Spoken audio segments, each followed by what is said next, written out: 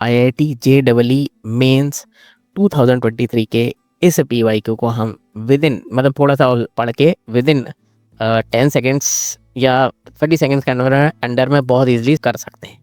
कैसे? अब देखो, मैं इसको पॉज करूँगा, थोड़ा सा पढ़ूंगा, ठीक है, क्वेश्चन को, और क्लियरली मुझे क्या दिख जाएगा, एक्स ग्रेटर देन 2, और मैं ऑब्जेक्टिव्स को देखूंगा, ये भी इनकरेक्ट, ये भी इनकरेक्ट, सिर्फ ऑप्शन नंबर ए हमारा करेक्ट हो गया।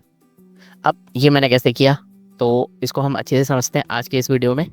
और ये वाला जो वीडियो है इसको मैं शॉर्ट ट्रिक नहीं, टाइम सेवर कॉन्सेप्ट बोलूँगा, बिकॉज ये कुछ ऑब्जर्वेशंस के साथ हम इसको बहुत इजीली मतलब 30 सेकेंड में बहुत इजीली सॉल्व कर सकते हैं। IIT JEE 100 short tricks plus time saver concepts की इस सीरीज का ये है हमारी शॉर्ट ट्रिक नंबर 5। तो अगर तुमने पॉज करके क्वेश्चन को पढ़ा होगा तो क्लियरली हमें दिख रहा है कि हमें क्या करना है, इस पूरी बड़ी सी वैल्यू का, इस पूरे बड़े से फंक्शन का, ठीक है, ये जो बड़ा सा फंक्शन गिवन है हमें, इस तरह क्या चाहिए, हमें डोमेन चाहिए, ठीक है, डोमेन चाहिए। अब डोमेन के लिए हमें क्या दिख रहा है, एक डिनोमिनेटर दिख रहा है, न्यूमरेटर में एक लॉगरिथम दिख रहा है, और बहुत सारी वैल्यूज हमें दिख रही है। अगर हम जनरली इसको सॉल्व करें, ठीक है, जो जनरल प्रोसीजर होता है, तो हमें यहाँ पर क्या करने पड़ेंगे, कई सारे केसेस बनाने पड़ेंगे। कौन कौन से केसेस?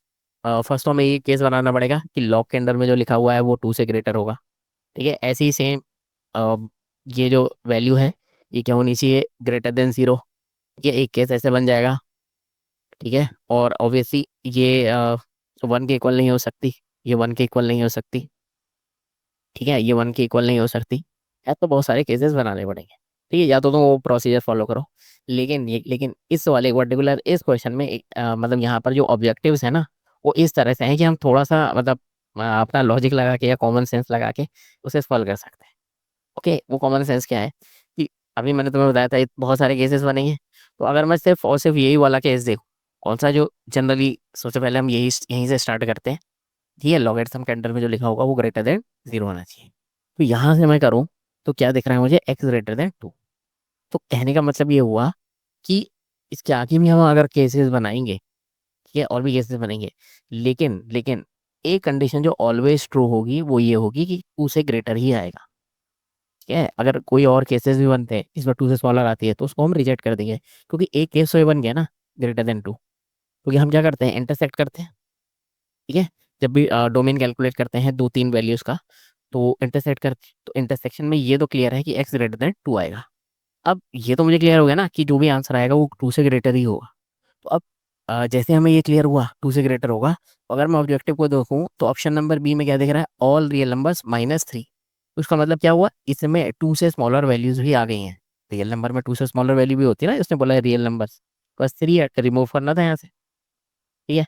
तो इसलिए क्या हो जाएगा, ऑप्शन नंबर बी इनकरेक्ट होगा। सेम ही लॉजिक से ऑप्शन नंबर 1 सी भी इनकरेक्ट होगा, क्योंकि उसने क्या बोला है, ऑल रियल नंबर्स माइनस, सिर्फ ये 2 वैल्यू रिमूव करनी थी। बट हमें तो ये क्लियर है 2 से स्मॉलर तो आ ही नहीं सकती, और रियल नंबर में सारी 2 से तो स्मॉलर वैल्यू आ गई।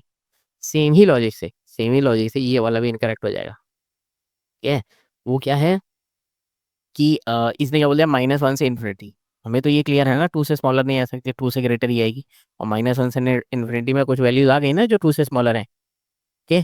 तो इसका मतलब क्या हुआ, इन ये भी इनकरेक्ट हो गया। तो अब हमारे पास एक ही ऑप्शन बच गया, ऑप्शन नंबर ए, और यही करेक्ट होगा, ठीक है।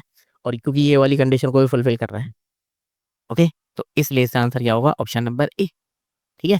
तो अब इसको एज अ कॉन्सेप्ट मेमोराइज कर सकते हो कि अगर तुम्हारे पास ऐसा क्वेश्चन आया और तुम्हें बहुत ज़्यादा मतलब टाइम बच रहा है तुम्हारे पास, क्योंकि इसको सॉल्व करने के लिए बहुत सारी कैलकुलेशन होंगी, तो इस तरह से तुम ऑब्जर्व करके मतलब तुम्हारा कुछ मार्क्स बढ़ सकते हैं।